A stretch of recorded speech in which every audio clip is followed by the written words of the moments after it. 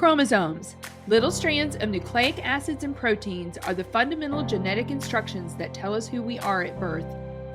Most people are born with 46 chromosomes, but each year in the United States, about 6,000 people are born with an extra chromosome, making them a person with Down syndrome. If you've ever encountered someone with Down syndrome, you know that they are some of the kindest, most joyful people you will ever meet. They truly have something extra. My name is Lisa Nichols, and for 30 years I have been both the CEO of Technology Partners and the mother to Allie. Allie has something extra in every sense of the word. I have been blessed to be by her side as she impacts everyone she meets. Through these two important roles as CEO and mother to Allie, I have witnessed countless life lessons that have fundamentally changed the way I look at the world. While you may not have an extra chromosome, every leader has something extra that defines who you are. Join me as I explore the something extra in leaders from all walks of life and discover how that difference in each of them has made a difference in their companies, their families, their communities, and in themselves. If you like this episode today, please go to Apple Podcasts or wherever you listen and leave us a 5-star rating. I'm delighted to have Will Parker Anderson on the show today. Will is a senior editor at Penguin Random House Christian. Well, Will Parker Anderson, welcome to the Something Extra podcast. I'm so delighted that we can make this work today. Yeah, Lisa, thanks for having me. It's great to be here. Yeah. So you and I always love to tell our listeners how we connect, and you and I connected via LinkedIn. I think you Is reached, that right? yes, via LinkedIn. You had reached out, or somebody had reached out on your behalf. And when I looked into your background, I'm like, yeah, you are the perfect guest for the Something Extra podcast and what we are trying to do with the show. So I'm just so excited. By the way, what a powerful platform, right? Shout out to LinkedIn. Yeah, who knew LinkedIn could lead to great conversations like this? I love it. I have connected with a number of folks on there, and yeah, it's wonderful. Yeah, oh, for sure. Well, I know that our conversation today is really going to help our listeners because you got a lot of knowledge around communication and storytelling, Will, and I can't wait to really jump into that. But I know that you grew up in Arizona. Mm-hmm. And really growing up in Arizona has a lot to do with what you're doing today. So I would love for you to tell me about the heat of Arizona and how the heat of Arizona kind of sparked a passion in you that, like I said, plays into what you're doing today about shaping stories. Yeah, well, I'd love to hear the connection that you see between those because that's fascinating. I don't know that I've ever thought much about that. But yeah, I was born and raised in Phoenix. I've been in California since 2005, but a lot of my family's still there. And so I'm able to get back and forth. They come here, see the grandkids, of course. I've got 3 young kids. But yeah, Lisa, you've intrigued me. What's the connection between the heat and what I do now? Well, okay. So you majored in journalism, I know, from Biola. Right. Beautiful Yeah. campus, by the way. Our middle daughter, when she was checking out universities, our son was in Studio City at the time. Oh, yeah. Our older child. Yeah. He was in the movie industry for a while. And when our middle daughter was looking at university, she looked at Biola, she looked at Westmont and Santa Barbara, and she looked at Point Loma. If you know where Point Loma is. I do. She decided against Point Loma because, Will, the lecture halls overlooked, much like what Pepperdine overlooked the Pacific Ocean. And she goes, I am too much, scatterbrained. She goes, I know I would not be able to focus, so I cannot go here. Yeah. But that's hilarious. I know, but we even went to at Biola, I remember going to a General Assembly with all the students. And, but anyway, beautiful, beautiful campus. But here is what I am supposing.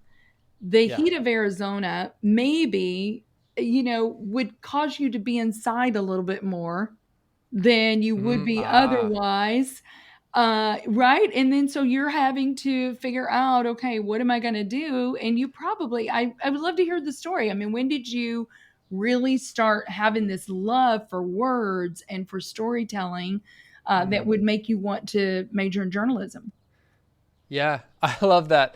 Yeah, and you're right. I mean, it is in the summers unbelievably hot, triple Yes. digits, of course, 115 some days. So I've never thought about that, but it's highly possible that, of course, when you're a kid, you go outside no matter what. Yes. You play in the little pool or the sprinklers, lots of super soaker battles, water gun fights back in the day. But yeah, my love for words, I think, really originated back in elementary school. And it was really my parents who helped draw that out of me in two ways. They read to me a ton. So both my parents were teachers, and I had to spend a lot of time in classrooms after everyone else had gone home from school. And of course, just books everywhere in those classrooms, all the 90s classics. I would just sit and read all those kids' books. And but when it came to writing, because I read so much and my parents read to me, I would write stories, and my parents would just cheer me on in that and celebrate that. This is kind of funny. I would even write poems to family members on their birthdays when I was like Oh, probably young elementary to mid elementary. And I entered some poetry contests and actually won, I think, in fifth or sixth grade.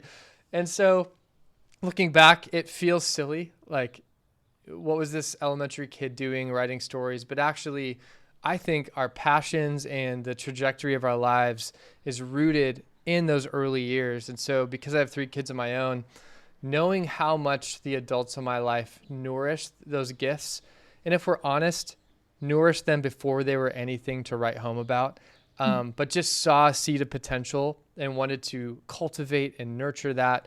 I'm looking for those things in my own kids, and my oldest mhm. is just 5, but already you can see patterns. You can see the little inclinations of my oldest daughter's heart and the types of activities she's drawn to. And those tastes and those passions will change with time, of course, or evolve, but that really is a part of my story. So fast forwarding from there, I became a journalism major because really my main question walking into college was, how can I write?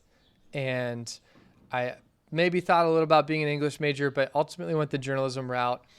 And then right as I was graduating, the recession of 2008 and 9 hit. And so every newspaper, pretty much everywhere, had a hiring freeze. And here's the beautiful thing. I think I would have made a terrible reporter. That's just not me. That's not my lifestyle. Sort of always being on call, having to press people for information. I'm much more reflective and I'd say creative, although reporters are creative as well. But anyways, God pulled me into ministry for about 10 plus years. So I was a pastor and church planter here in Orange County and kept writing that whole time.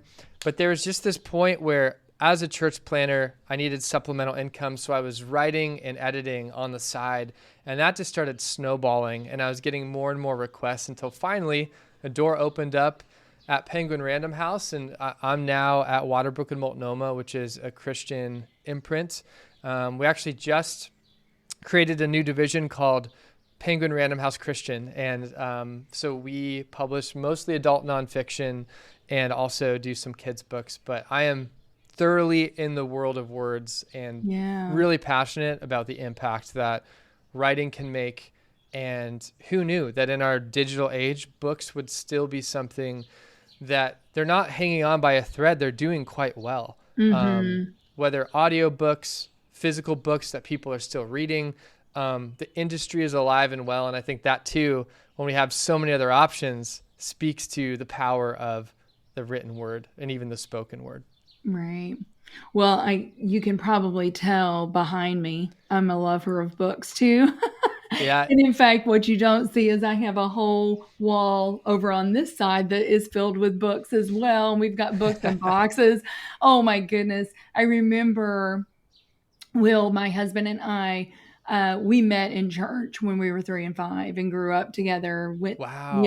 dated through high school, dated through. He's a couple Uh-huh. years older, dated through college. But one of our date nights, would be like one of our favorite date nights was going to Borders or Barnes and Oh, Noble, into a rip bookstore. Borders. It's all I know gone now, I Borders think, right? for Borders. I know Barnes has stood the test of time, But Mm. there's just so much about what you've said that I really love. And I would love to do a study on this sometime because I have Mm. read a lot about kids, and you kind of watch what they're drawn to. And sometimes, very oftentimes, it circles back to what they do later on. So, like if a Yeah. child is playing with Legos and building things, there's a good chance maybe that they're going to be in construction, or they'll be an Yeah. architect, or, engineer. I do think those early experiences, to your point, really do play in.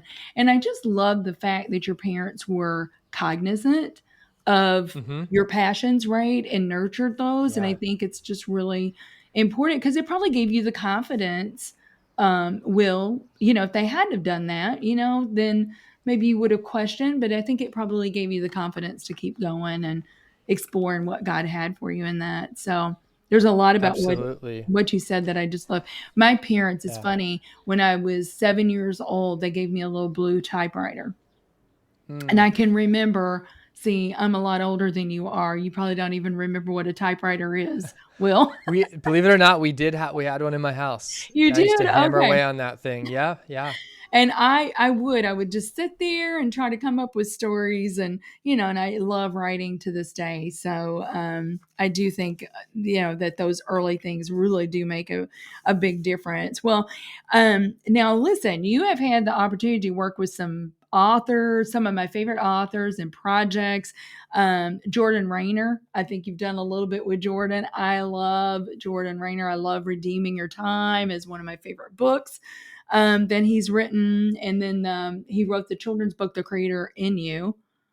Yeah. Such a good book. Such a great book for those listeners out there with littles.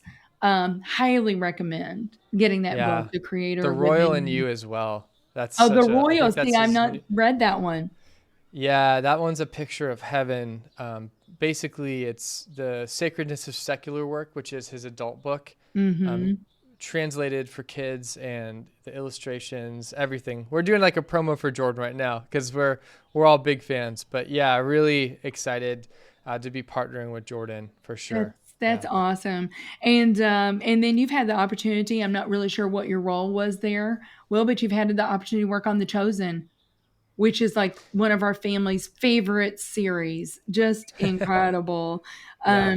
What have you learned in working on The Chosen? What have you learned about biblical storytelling in a modern translation? Because they've taken a little bit of liberty, but I really have not, I've just artistically, I've not seen anything that is incongruent to this point. Yeah, yeah, that's a great question. So I was never an official employee, but I was a contracted writer for them. And so the project I worked on, they wanted to roll out some curriculum for Gen Z because when season one dropped, they had a demographic in mind who would watch it.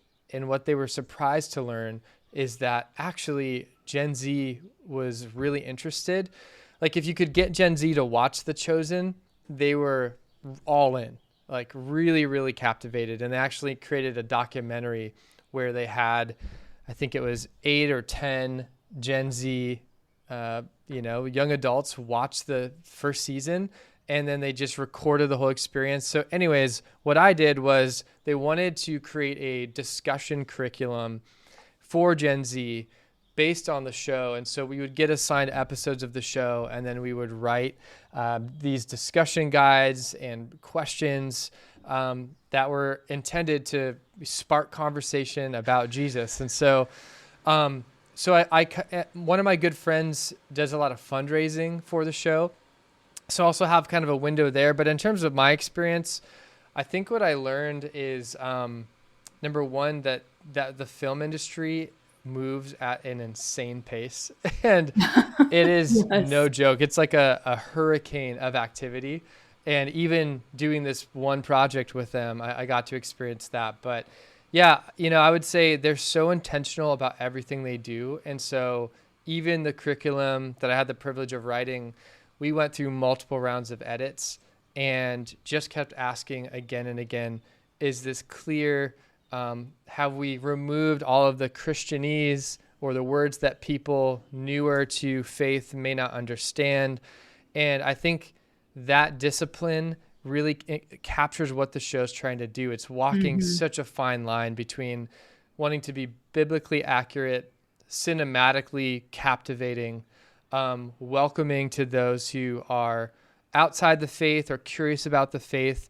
So it's like, that's a massive agenda. I think they do a really good job. In fact, there was an article I read recently where they were breaking down, here's all the things the creators of The Chosen have to balance. And I walked away with so much empathy because, of course, it has its critics. But overall, I think they do a really solid job.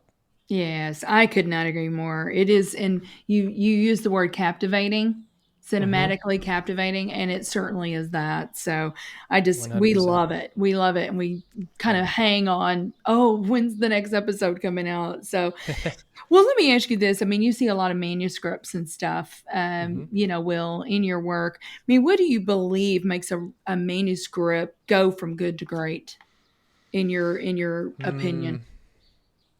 What a great question. That's my job, actually, is to try to champion an author's thoughts and ideas and words and really move them from good to great. I just had this conversation on my own podcast.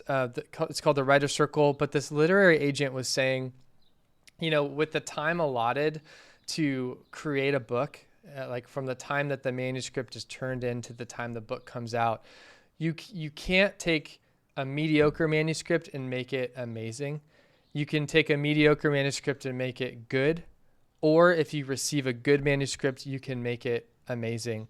And I think that's really true. So that may be daunting to some listening, but so in other words, what I receive as a rough draft, I almost immediately know, okay, we're either talking, let's make this good, or let's really push because I think this has a shot at being great. And some of the things that go into that, so many. Off the top of my head, one is books that are written out of the deep overflow of what God's Spirit is doing in someone's life. There's a difference between writing about a topic and writing out of the deep well of your own experience. And maybe you're writing about suffering, for example. Maybe you're not actually in a season of deep suffering, but you've probably got to have tasted it, or maybe someone close to you, you're watching them go through it. And there's just something intangible that translates to the page when you are living what you are writing. So that would be one. Another would be timing. I think I've seen really good books go out into the world. I'd say great books go out into the world and they don't receive a huge reception. And sometimes it's like, oh, I thought for sure this one was going to hit bestseller lists. And sometimes it's just a timing issue. I think God in his wisdom prepares audiences to be really receptive to certain books. And so there's just a moment in time where there's an urgency to the message of a book. A lot of people are feeling the ache that the book names. They need what the book is offering. And you can't manufacture that. That's what frustrates writers. As an editor, I get asked all the time, what makes a bestseller, or what does the market need right now? Or what does this type of audience want? And I just say, I point them back to my first point and I say, just don't worry. You can worry about that later. But when it comes to choosing your topic, take it before God, talk to those who really know you, and figure out what do you want to write about, and honestly talk about for the next 5 years, because that's what it's going to be for you right. once you write this book. And then there's the technical aspects of writing. Is this book structured well, or is it just sort of scattered thoughts on the page that now we're really going to have to do a lot of rearranging and organizing to make it like well. Yeah, the analogy I use that I borrowed from another editor is it's like pouring coffee. So a book that is unorganized, you might have the most delightful coffee, but if you just pour it out onto the table and it spills and it splashes everywhere, no one can actually enjoy it. It's just messy. What a structured book does, a good outline, a thoughtful outline, is it's basically like a mug. It's a container for your ideas. And once you pour that coffee into a mug, it's contained, it's drinkable, it's enjoyable.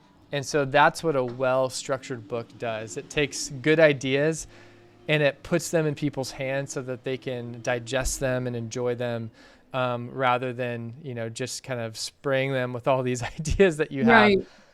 And that's a great challenge. So that's a big part of what I do, is getting in there and finding the big ideas and asking, okay, what order can we present these? How can we tell a story with these ideas?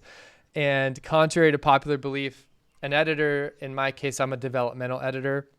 My primary goal is not to worry about punctuation and grammar. If I see it, I'll fix it. But that's actually what we Sure. call a copy editor. Yes. And they get into the real minute nitty gritty. What I do is more in the realm of ideas, shaping the structure of a book, working on introductions, hooks, things that draw in readers. And so anyways, that's a long answer to your question, but those are some of the things that I look for. No, I love it. I love it. I love it. Because we may have some aspiring writers that are listening right now or have a book in them, and those are Yeah. great points. The timing of the book and the release of the book Mm-hmm. is so important.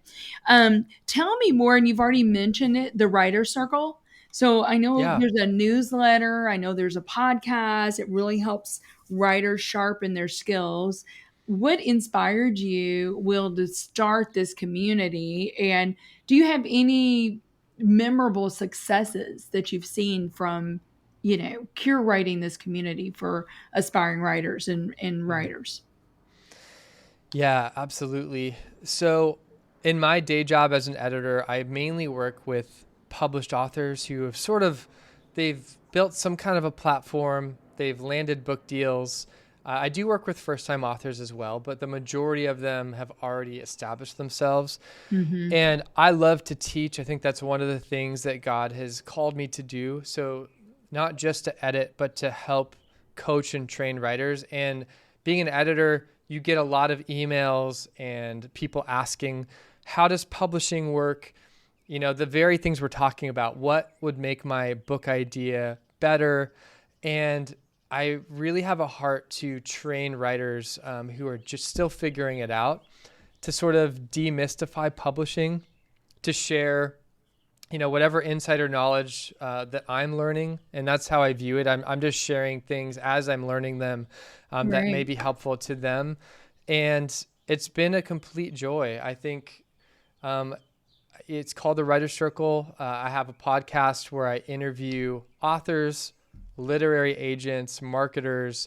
Basically, it's a Christian writer's dream. Like, here's all the stuff that you need to know, and not just industry knowledge, but here's how you nourish your soul. Here's how you root your identity in Jesus as you are pursuing your goals. Because writing is tough. Publishing is tough. Mm-hmm. It'll chew you up and spit you out. We need each other and we need encouragement. And I call it the writer's circle, sort of a double meaning. Publishing sometimes feels, to those who have not yet landed a book deal, like this elite inner circle that they're unwelcome to join until they do something cool or accomplish something. And I want to just erase that paradigm and instead say, no, by writer's circle, I mean, let's circle up just as humans and let's help one another. Let's encourage each other. Let's be generous with our knowledge, so that those who really do want to put in the work and want to establish themselves as writers have handholds or stepping stones, and they can at least take their next step. And on their hard days, there's people around them to say, keep going. Yes. The Lord is with you. These words aren't wasted. Like, we need to hear those reminders. And even writers aside, I think we all just need that in the Christian life as we pursue whatever it is God has put in our hands, whether it's raising kids or running companies, Mm-hmm. and everything in between. We need people around us. And so I'm trying to provide that community and that equipping for Mm-hmm. writers. Yeah, it's a beautiful ecosystem. And as you're talking, Will, I'm just thinking you're putting all of the pieces together right? Mhm. That there could be some amazing collaboration that Yeah. even happens in that group when you've got literary agents and you've got the writers and you've got publishers and you've got all of these people in the ecosystem. Yeah. Goodness gracious, I bet you there's some cool collaboration that's come out of that. Um, Yeah, and definitely. I could not agree with you more. I don't, you don't have to be a writer. You can be a Yeah. business owner. We all need people. I laughingly say I have those people in my life. I'm sure you do too. I hope you do, that are my Barnabases. You Yeah. know, they are my Barnabases. They are my encouragers. And Yeah. goodness, we need that, right? Just to Mm. have those people that go, keep pressing on. You know, you're going to get there. Well, um, let me ask you this. You've said before in some of the things that I've researched that editing is like pastoral work. Can you Mm. expand on that? What do you mean by that? Yeah, absolutely. With any industry and certainly publishing, we compare ourselves to others all the time. I do it. I see a lot of writers doing it. It's the world that we live in. And so what I've discovered is that all the technical aspects of my job aside, right? Like I'm hired to make a book better. That is my job. But the real joy of what I do, and it includes that part of it, but is getting to walk beside authors and form friendships with them. And, they're going through stuff, the ebbs and flows of life. They have disappointments, frustrations.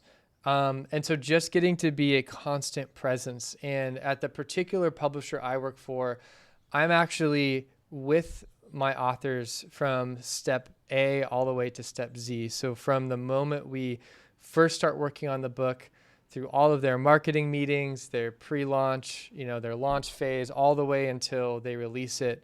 And then even afterwards, there's more work to be done, believe it or not. But Mm-hmm. I get to walk beside them.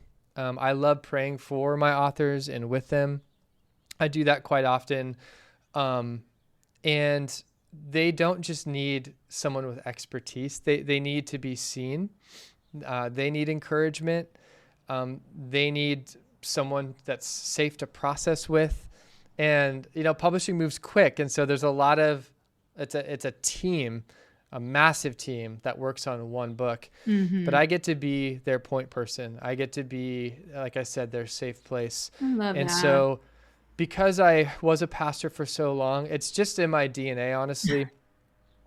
I'm not preachy with them. I'm not always like, well, let's start this meeting in prayer, although there's nothing wrong with that. But it's really, I'm just listening and I'm trying to sense, okay, where is this author in life? And just last week, I had my very first meeting with an author, working with him for the first time. And he mentioned in the course of our conversation, that was really a professional conversation. We're working out what is our editing schedule? How do you best work? How do I best work? But in the midst of that, he mentioned this has been the most intense season of spiritual warfare I've ever experienced. And I just flagged that in the moment. And then at the end of the call, I said, hey, can I just pray for you? And, it's nothing earth shattering. It's normal, Mm-hmm. follower of Jesus stuff.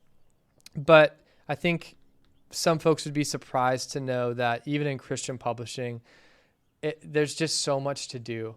And the pace is so fast that stuff either can become perfunctory or just going through the motions. Like we just pray to start a meeting because that's what Christians should do, or it gets forgotten. And I think I've tried, very imperfectly, mind you, I've tried to cultivate a sensitivity to God's Spirit and just reading the room and knowing, hey, this may be a moment that I can bring my pastoral gifts to bear, or just my presence as a brother in Christ to these authors. And I will tell you, the reverse is also true. I've had authors texting me in the last few months, asking about some medical things I was facing, saying, hey, how are you feeling? How's treatment going? And so I'm on the receiving end as well. I'm not the hero of the story. I'm just a brother in Christ who is, doing hopefully good work with these writers. But yeah, I love that part of my job, the relational / pastoral element. Without it, I wouldn't enjoy what I do nearly as much. Right. Right. Well, it's what really gives it meaning. Will, Yeah, and I'm yeah. thinking, you're not just their editor. You're doing life with them at that point. And Hmm. that's just a Yeah. beautiful thing. Well, we do need to take a quick break. And when we come back, Will, I want to get into just communication in Hmm. general. Because there could be CEOs, CMOs, aspiring business leaders, all types of people. And I just feel like communication, honestly, is one of those skills. I don't care what your role is, what you're doing, we can all hone that skill and work on that skill to move the needle to become better communicators. So that's what I'd Love like it. to talk about when we come back. So we're going to take a quick break and we'll be right back with Will Parker Anderson on the Something Extra podcast. In business, the tendency is to seek out partners who are bigger, faster, stronger. When it comes to IT, you should be looking for smarter, faster, better. That's just what you'll find with the talented technologists at Technology Partners. Our experts develop custom solutions to tackle your most complex challenges, all to simplify your processes in the smartest, most efficient way possible. The time to be swift and nimble starts now. Go to technologypartners.net/solutions and see what's possible. Welcome back, everyone, to the Something Extra podcast with Will Parker Anderson. So, Will, I've absolutely loved our conversation, but here I want to dig in deeper just to communication. Yeah. It's just such an important topic. I don't care who you are. We always need to be looking, how can we improve this skill? Because Mm. it's so Right. important. In fact, so many times, Will, even in teams and like dysfunctions with teams and things, if you really drill down to it, sometimes the root is miscommunication Yeah. or thinking that you've So true. communicated and all you've done is just said some words. But Yeah. communication is so much more than that, right? It truly is. Yeah. It's like, how did the person on the other end receive that? Did they receive it? Did they understand what you were trying to communicate? And Mm. and if they didn't, then it's really the communicator's responsibility to go back and try to tweak that. But you know, Yeah. have you had a situation where you can look and see, what do you think one of the biggest mistakes that leaders and others can make in a communication? Yeah, what a great question. And just so listeners know, I have a passion for writing and the words on the page, but I also love speaking and communication, and it broke my heart, but I turned down an invitation to speak at a camp this summer, which is my absolute favorite thing to do. But Mhm. with family commitments and everything else, just couldn't do it. But yeah, to me, being invited to do, a week of talks where it's like we need 5 or 6 talks. I love that. I love getting into that, knowing that you have an opportunity to speak life to people. But to your question, there's lots of roadblocks. There's lots of landmines that we can unknowingly step on. So the first one that comes to mind is we overcomplicate, or we say too much, and simplicity in communication is everything, right? I went through seminary. I went through preaching classes where they really break down the theory of communication, and what the experts say is that really max what the human brain can handle, and whether you're doing a 20-minute talk or an hour-long talk, is about 3 big ideas. And the 3-point sermon is a famous formula that, Mhm. all those good Southern Baptist preachers like to employ. But anyways, yeah, limiting yourself to 3 ideas and learning the art of outlining. So maybe you do have 10 things you really want to say, and you're like, no, these are all essential. I don't want to lose any of them. I have this one 30-minute slot and I want to maximize it. Well, that's great. How can you take those 10 if they absolutely can't go, which I would definitely press on a little, like, tell me more about these 10. This editor will help you eliminate some, but Yes. let's say you really do have 10 things you want to say. Well, how do you package them under 3 points? How do you fit them together and put them in mental compartments so that people can take those 10 ideas away with 3 souvenirs, like 3 big ideas? And there's a lot that could be said, but one of my favorite analogies, and it's attributed to different people. I apologize, I can't remember. But if you just picture a giant slab of marble, and if your task is to chisel out a statue, like the famous statue of David, out of that block of marble, what we do as communicators is we think, ooh, the more I say, the better. The more I'm either going to prove my knowledge, or maybe we have good intentions. I'm going to provide the most value I can. So I'm just going to pack this with information. That's the wrong question. How much can I keep?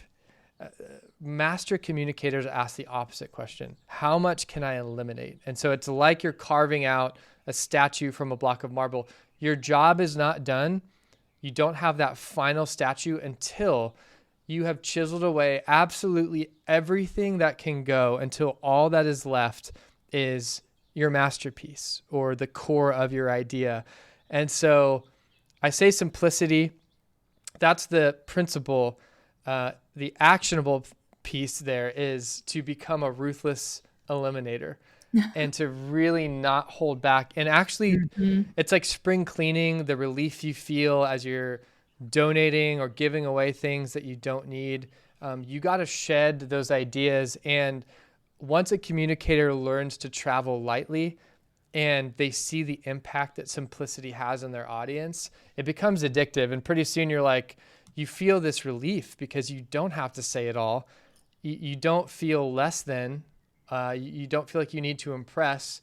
You're really focused on serving your audience. And that's what this is all about. It's not to say this in a confrontational way, but it's not about you. It's not about me. Right. As we are communicating, it is an act of love and an act of service. And I remember one of my first sermons. I had a friend who was really wise. And so I asked him, hey, what do you think of that message? And he gave me his honest thoughts. And I remember one of the things he said was, well, you were about 10, 12 minutes in, and I realized you were still in your intro. That was a bit long. And it was like, wow, I didn't even realize. And so maybe that segues into the next point, which is receiving feedback and not fearing it. I know so many communicators, and many of them are pastors, who have become so fossilized in their bad habits week after week after week. And it's a logical fallacy that the longer I've been doing this, the better I must be. There's a whole field of study around this called deliberate practice, which says, no, more reps does not guarantee improvement. What it guarantees is it's reinforcing what you're doing. But if what you're doing isn't correct, isn't useful, then you're just cementing bad habits. And that sounds harsh, but man, there is so much freedom and growth and welcoming feedback. Of course, I'm an editor. I'm going to be talking this way, right? But truly, here's the paradox that I've discovered. The communicators that I most look up to, who have the most skill, the most charisma, honestly, the most favor over their speaking ability, they are the least offended or scared of feedback. They actually are more hungry for input, for people to tell them, tell me what I'm doing wrong. I just had an author I deeply respect and honestly look up to tell me last week, Will, I want you to make this the best that it can possibly be and hold nothing back. I think of athletes like Michael Jordan, who literally had a coach, a trainer for his diet, for different parts of his game, for his recovery, just all these experts around him. So the best actually know they need help the most.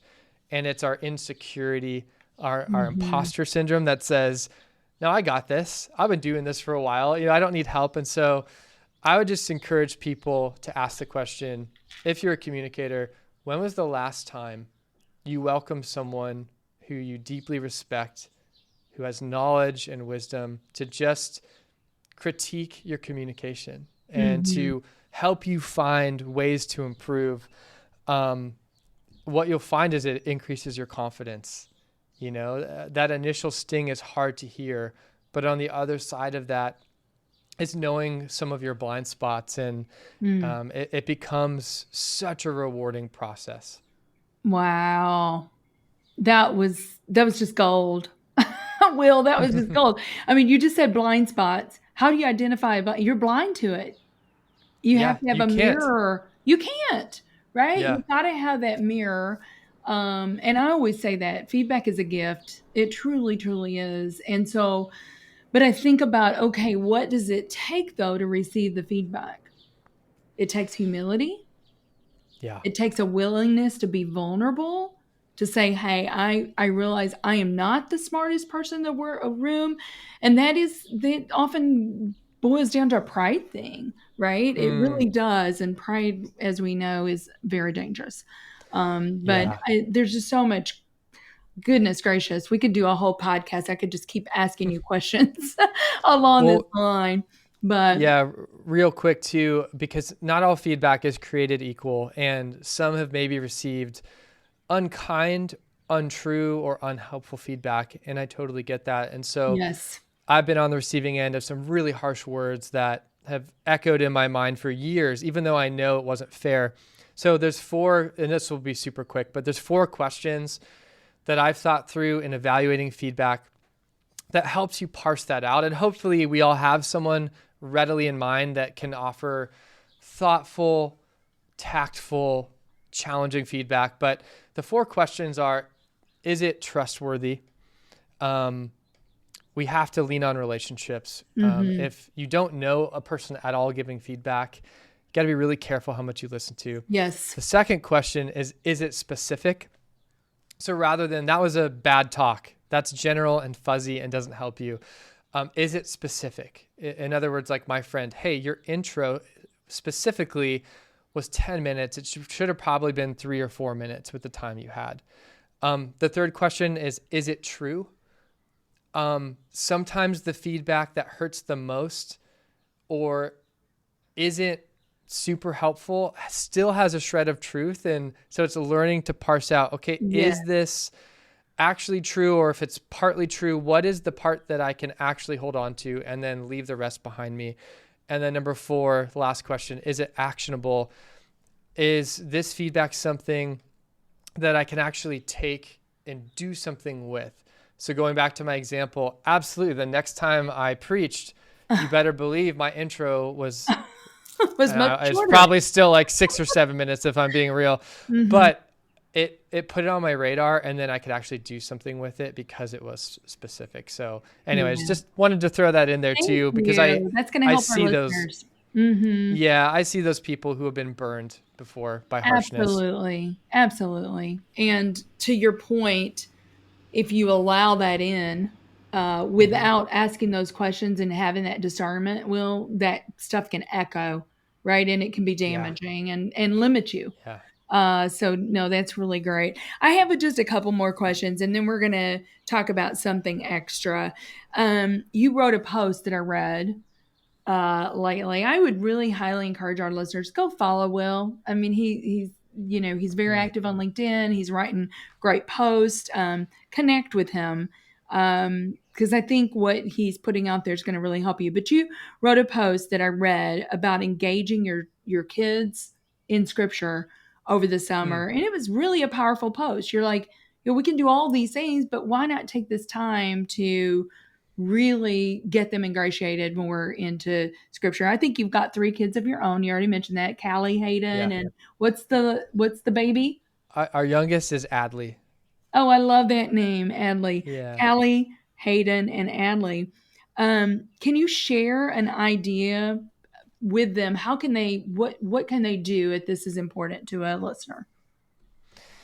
Yeah, well, really, I mean, I love scripture, and it's been such a part of my life, even from an early age. I've always loved it. And I think part of that is because my parents found ways of just modeling what it looks like to love scripture. It was never a rote discipline, or it was never made to feel boring or like a chore. So my parents would often just share sort of off the cuff, like, oh, I was reading this verse and here's what this means to me. Here's how it's speaking to my life right now. And so I really want my kids to experience the same. And I think it can be intimidating for most of us as parents to think about, how do we introduce our kids to this massive book that's hard for them to understand? Of course, there's wonderful children's Bibles and resources, but for me, one really simple thing is we have occasionally chosen memory verses for our kids, just verses we want them to learn. And we've found that teaching them through song is by far the best. So song and rhythm. And if you just YouTube it, you can find so many resources. You could put in the verse you're looking, unless it's real obscure. If you're in like Leviticus somewhere, maybe not, but you know, any of the biggies. Anyway. Yeah. Like, for it is by grace you have been saved, right? For God so loved the world that he gave his only son. In the beginning, God created the heavens and the earth. All the headliners. You can find multiple songs on all of them. And so we'll just listen to those in the car on trips. For a while, and it's always changing with the seasons, but we would do every morning, we'd watch one of those songs. But I also remember I went on a daddy-daughter trip with my oldest. This was now two summers back. And I just got out my real Bible and I found the memory verse that she was learning through a song. And I pulled out a highlighter, and it was really fun for her. We just highlighted it in the Bible. That was literally it. It probably took 10 seconds. And then I think we went and found a second and third verse that she had learned. And that is so rudimentary.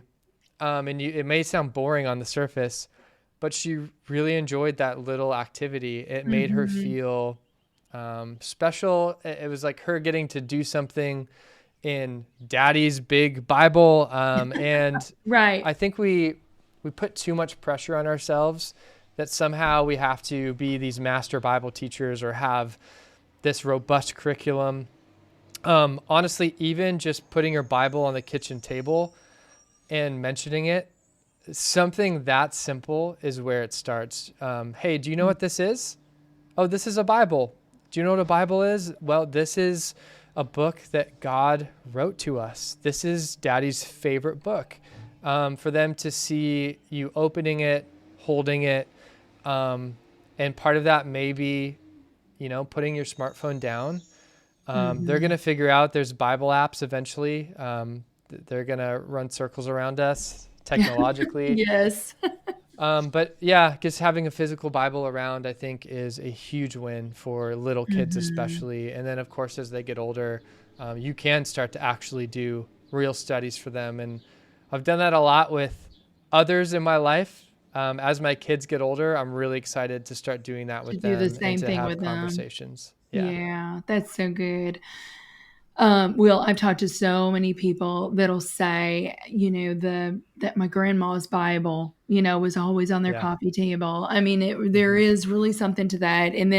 And I will attest, I learned some Bible verses, as a young woman, a young person that I still remember. And I learned the Gettysburg Address through song. So there is definitely a connection there. There definitely is. So I love that you brought that up, that parents can Google that and find these amazing verses that someone has put to song. I got a little lightning round for you. I know you're a fan of Mexican food and Rich Mullins. What would your dream party look like? Okay, knowing that you love Mexican food and Rich Mullins, it's going to include some sort of, good singing and tacos or something, right? Yeah, a dream party definitely would always include Mexican food. I would add of all varieties. Like Arizona is an interesting scene for Mexican food. It's got some like Tex-Mex vibes to it, but then a little bit more authentic Mexican as well. And then of course here in California, Tex-Mex is anathema. We're a little too healthy here on the coast. So Yes. it's a lot more authentic Mexican food. Obviously, Mm-hmm. we're really close to Mexico, and it's a wonderful part of our culture here. So, but yeah, a great party for me. There's got to be music for sure. If it Yeah. can be live music, that's probably the dream. For my 30th, a number of years ago, my wife had a songwriter friend of ours come and play a live set. And we have done a lot of worship nights or just almost open mic nights in our Mm-hmm. backyard. So I Oh, have fun. all the speakers, the mics, the sound system. I'm a musician. So we love anything that involves live music, not just like a Spotify playlist. Right. Oh, I love that. I love that. Did I dream this or did I read this? Are you a drummer? I am a drummer. Yes. Okay. So see, it was in there somewhere. Yeah. It's impressive. So, Yes. oh, okay, good. That's awesome. Well, I grew up with music too. Music has always been a very big part of my life since I was like 4 years old. I started singing solos in Mm, our church and just yes. I love music. It's the universal language, is it not? Yeah. It Yeah. really is. I mean, it Absolutely. can move your soul like nothing else. But Yeah. um let me ask you this. You've got a saying too. Here's a Willism. You said that you run on caffeine and grace. So what's That's your right. go-to coffee? What's your go-to? Yeah, well, those is a curveball because I actually am a huge tea drinker, which people, it confounds them. They're like, "What are you drinking?" I get made fun of a lot for it if I'm being real, but Yes. I stick to my guns. I do like coffee. If I'm going to drink coffee, the reason I don't drink a lot of it is it wires me in a way that I can't sleep, and I'm getting a little older, Lisa. So, Um, coming up on 40 here, and I hear you. it just wires me. So, but yeah, I drink a lot of black and green teas is my Hmm. go-to daily drink, Yeah. and that gives Gotcha. me. I drink it all day, so Yeah. I don't know if that's good for me or not, I think but it is. It's I supposed do. to be. It's supposed to be good for you. I'll ask our Yep, nutritionist and I'll let you know. Okay. please do. Uh, Yeah. okay. I have one last question to ask you before we talk about something extra, because I know that this is a question that you ask your guest. Oh no. Uh-huh. Oh I no. know. I know. See, I turned the tables on you here. Okay. So Yeah. if life was a book, what would the title Oh be? no. Oh, no. Oh, you got me. You got me. Oh wow. Yeah, I had an author who I was interviewing flip it on me, and I was like, "Oh no, no, this is Oh, your interview. You can't do this." I've interviewed dozens of people. I don't know that I've thought about it, but I'll come up with an answer for you. okay. Um, Man, this is so hard. I'm experiencing in real time what I do to the authors that I What you do interview. to your guest? I started giving them a heads up because that's only Yeah. fair. Yeah. Um, yeah, I can't I could believe come up I've with something stumped better. Will. I can't believe You've I've stumped stumped the Will. editor. Well, I know how much goes into the titling process, and so I feel that pressure. But Mhm. what I think about right off the bat, and something that I often carry with me, is a gratitude for the patience of God. Like when I think through the seasons of my life, I just think, wow, I was either so foolish or so clueless in that season. And yet God was the same there as he is now. And I'm probably still foolish, stumbling around in so many areas that I don't even recognize. And Mhm. so we talk about God's patience, but the depth of his patience has always gripped Mm. me. Like I can't believe for my whole life he has been present. So my title would be something about that. I like So it. I like it. grateful for the Keep patience working of on God. yeah, absolutely. Steadfast, the Steadfast, steadfast long love of God. suffering with us. My goodness, how many times we mess Yeah, up, and to your point, yeah. he continues to pursue us. He's patient. He's like, I meet you where you are. It's just, that's so good. I love it. Well, let me ask you this, because this is the question I ask every one of my guests. What is the something extra you believe every leader needs? Mm, that's a fantastic question. The something extra that every leader needs. Hmm. You know, I would probably say to rest in the grace of God, but really to know that you're not going to get it right, and that you don't have to create a false narrative that spins what you do into, perfectionism. But you can actually really lean heavily on the grace of God to cover those mistakes, the times you didn't know what to do or did the wrong thing. And actually, I had someone say to me once, lead out of your weakness.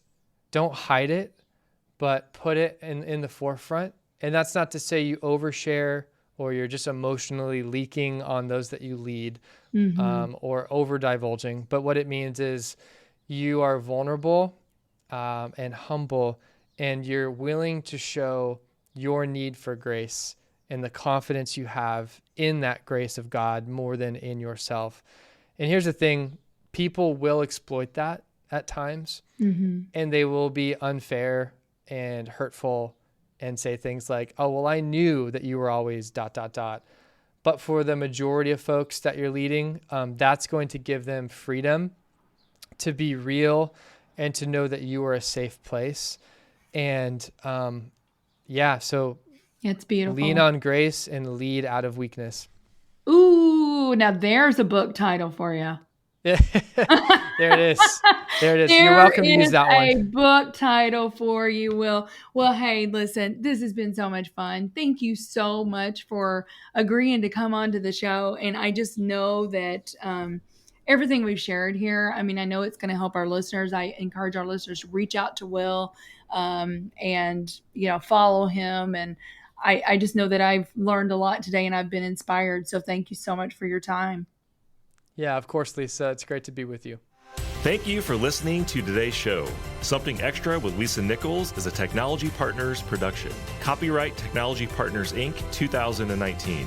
For show notes or to reach Lisa, visit tpi.co/podcast. Don't forget to leave a review on Apple Podcasts, Google Play, or wherever you listen.